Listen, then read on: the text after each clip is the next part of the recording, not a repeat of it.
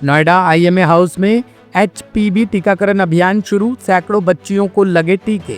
नोएडा के सेक्टर 31 स्थित IMA house में आकांक्षा समिति के तत्वावधान में एचपीवी टीकाकरण अभियान का शुभारंभ हुआ। कार्यक्रम में मुख्य अतिथि डॉक्टर रश्मि सिंह का जोरदार स्वागत किया गया। इस अभियान का उद्देश्य सर्वाइकल कैंसर से बचाव के लिए बच्चियों को समय पर टीकाकरण उपलब्ध कराना है। कार्यक्रम में जिलाधिकारी मनीष कुमार वर्मा ने बच्चियों और उपस्थित लोगों को संबोधित किया।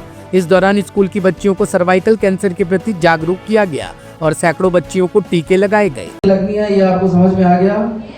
और यही उम्र सबसे अच्छी है, जैसा आपने देखा होगा वीडियो में कि 9 साल के बाद से 9 से लेके 15 साल तक सबसे सही उम्र होती है और 15 से 26 तक बढ़ने पे फिर तीसरा डोज भी लेना पड़ता है।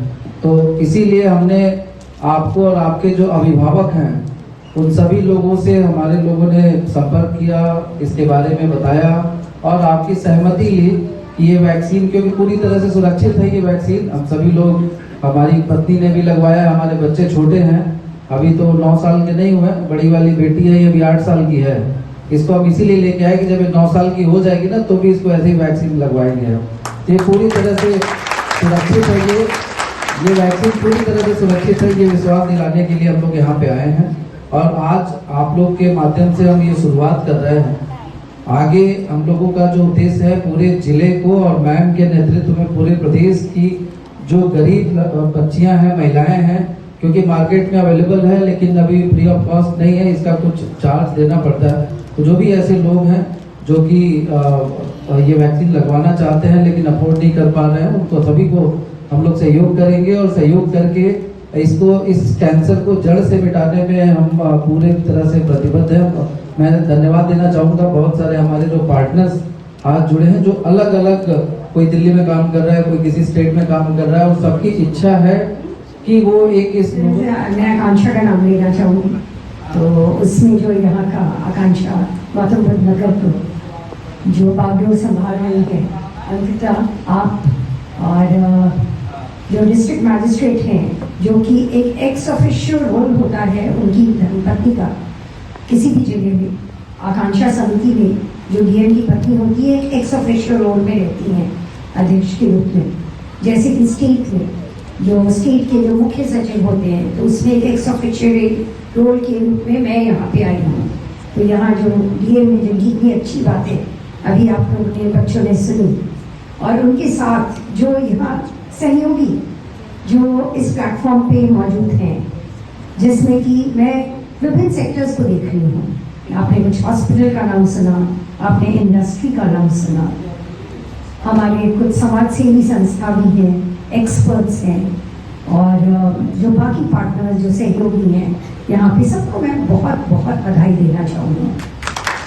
और बधाई इसलिए कि आप लोगों ने एक इस तरह के सेक्टर में एक पहल की है जो कि बहुत कॉमन नहीं है और उसके बारे में बहुत जानकारी, बहुत जागरूकता है नहीं, क्योंकि जहाँ पर हम तरह तरह के आविष्कार करते रहते हैं, इनोवेशन करते रहते हैं, ज़रूरत के हिसाब से।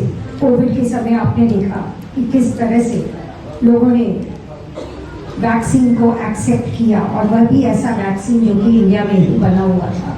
इसी तरह से यह भी एक ऐसा वैक्सीन है, सर्वाइकल कैंसर जैसी बीमारी जिसका पहले कोई इलाज हम नहीं सोच पाते थे, जिसके बारे में लगता था कि एक लाचारी लोगों को महसूस होती थी। तो उसका भी एक इलाज हो सकता है और इलाज ऐसा नहीं कि क्योर, बल्कि प्रिवेंशन हो सकता है। आप लोगों ने बच्चों एक फ्रेज सुना होगा, prevention is better than cure. इसका मतलब क्या है कि रोकथाम पहले ही कर लो। अगर पहले कर लोगे उसके लिए तो फिर आपको जो है अपने को बीमार होने से जो कठिनाई होती है, जो कष्ट होता है, वो परिवार में कोई भी हो कितना कष्ट होता है। मृत्यु तो बाद में आती है लेकिन शारीरिक कष्ट जो होता है पूरे परिवार के ऊपर, इस तरह की जब बीमारी आती है, कैंसर जैसी जब बीमारी आती है तो वो परिवार हिल जाता है। और महिलाओं को तो उसका कहीं ज़्यादा प्रकोप और भी ये हो जाता है, क्योंकि कहीं ना कहीं महिलाओं में यह भी शक्ति होती है कि वो जब अपने को स्वस्थ रखती हैं तो पूरे परिवार का माहौल तो और भी अच्छा स्वस्थ हो जाता है। तो जब महिलाएं खुद अपने को स्वस्थ नहीं रख पाती हैं तो सोचो क्या होगा उस परिवार का माहौल।